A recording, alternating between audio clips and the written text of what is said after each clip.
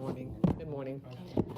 This morning, our next member is the Honorable Gregorio Sablan from the territory of the Northern Mariana Islands, and he's been a longtime colleague of ours and a fierce advocate for his island's veterans, and we look forward to hearing his testimony. Your testimony will be, your full testimony will be entered into the record, and you're recognized for 5 minutes to summarize your remarks. Thank you very much, Chairwoman Wasserman Schultz, Ranking Member Carter, Congressman Case. Thank you for this opportunity to speak on the needs of our veterans in the Northern Mariana Islands. I have my written testimony. When I first got into Congress, one of the first things I did was go to Hawaii and ask the Spark Massanuga Center to dust off a contract for a clinician on Saipan. So they did that.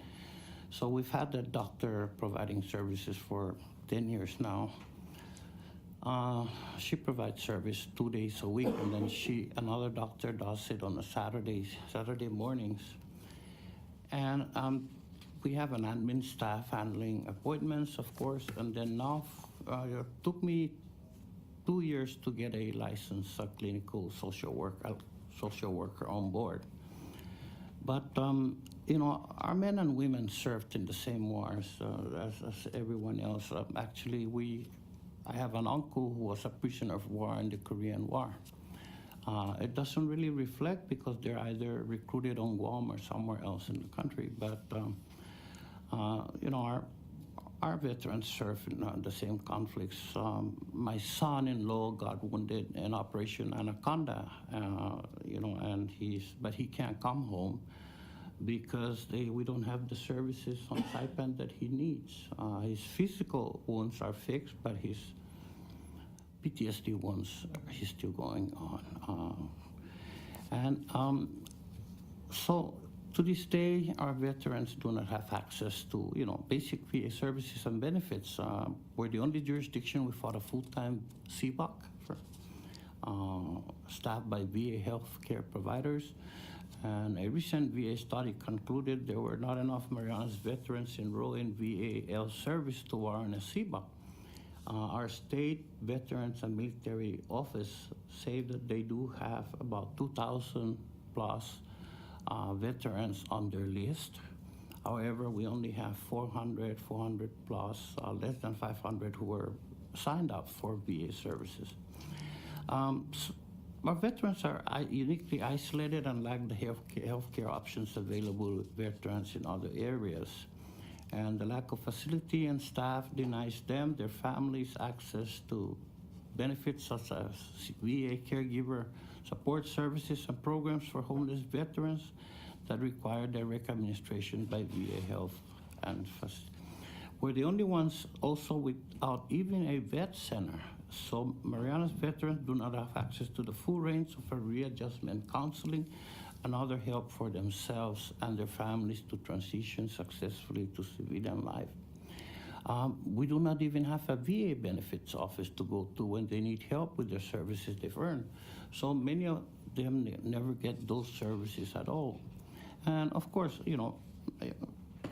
many of you may have small towns in your districts for the VA clinic or a vet center or a vet benefits, but here is the difference. In the Marianas, we cannot get in the car and drive to the VA. We have to fly to, say, Spark Massanuga Center in Hawaii, Tripper, or maybe the Guam CBOC to access VA care services. I know some of our veterans who fly to Palo Alto, San Francisco for specialized medicine. So they must pay hundreds of dollars for plane ticket and hotel accommodations, or they wait months until someone from VA parachutes in for a few hours and then are gone. There used to be a way for members of Congress to address disparities of this kind by directing funds to solve the problem. Unfortunately, after my first year here, we gave that authority away basically to the bureaucracy and the administration and appropriating money. So I became a member of the VA committee for last Congress and this Congress on a waiver, just to get these issues the attention they deserve. I'm asking for some help for my veterans. Marianas, they deserve nothing less than other veterans who serve in units. I joined the Army before I became a citizen. I became a citizen 2 months before I got out of service. I can take you to the memorial wall and point the names of our citizens who died in Vietnam as well. So anyway, my 5 minutes is up. I need help. I hope that this year is a good year for us to get those help. Thank you, Madam Chair. Thank you, Mr. Thank Carter, you. Mr. Case, and all of you. Thank you, Congressman Sablan. Appreciate it. And you're right that we previously had a more direct way to be able to address this issue.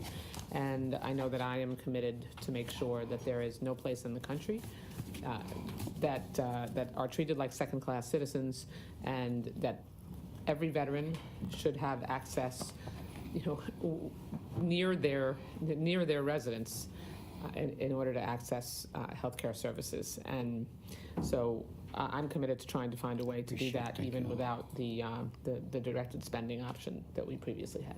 Judge Carter? Well, my friend, I know what a good man you are, and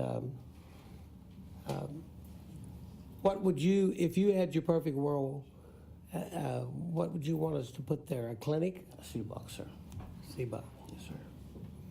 And how many veterans you get? You have 400 that you think are pretty active, We have 400. but there are 2,000 that could, if encouraged, And be. more so, sir, we have hundreds who live outside of the Northern Marianas, like my son-in-law who lives in Oregon, Portland, Oregon, because he has emotional mental problems. He can't come home. My daughter was just home. I said, look, I've got this piece of land. I'll give it to you to build a house, but is Bill ready to come here? Because we don't have the services for Bill. Bill is working in Oregon. He gets to see his doctors there. And there are many more. My first cousin moved to Florida, one because his wife had a relative there also. But he already decided that he needed to move to the States because he needed VA services that was not available. Yeah. And he was a veteran, so. There's many. Well, I would, many like that. let's at least do some solid language on this and try to get something done. This is a great member of Congress right here. And I wish we had earmarks too. Yeah, we all do. Congressman Case?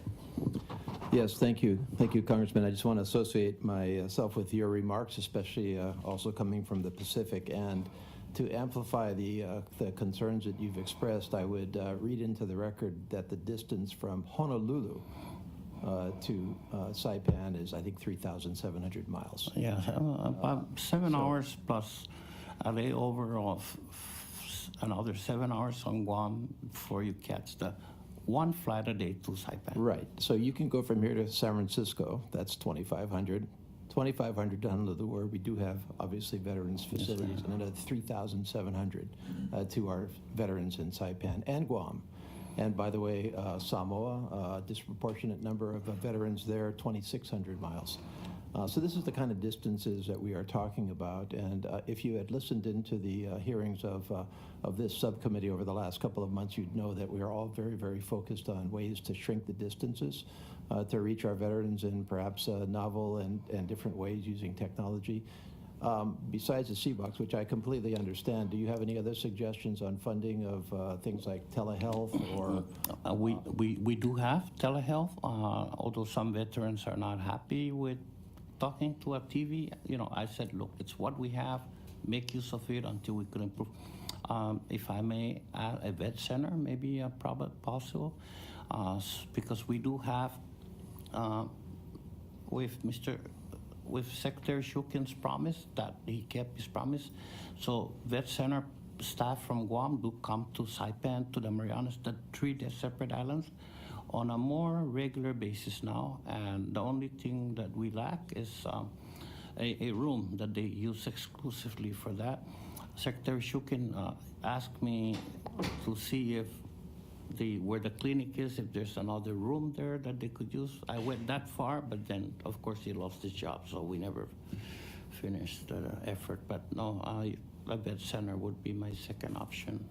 Okay, thank you very much. Thank you, Congressman. Thank you, Congressman Sablan, and we will diligently work with you on continuing to address this lack of access. You're welcome. You're welcome. Thank you.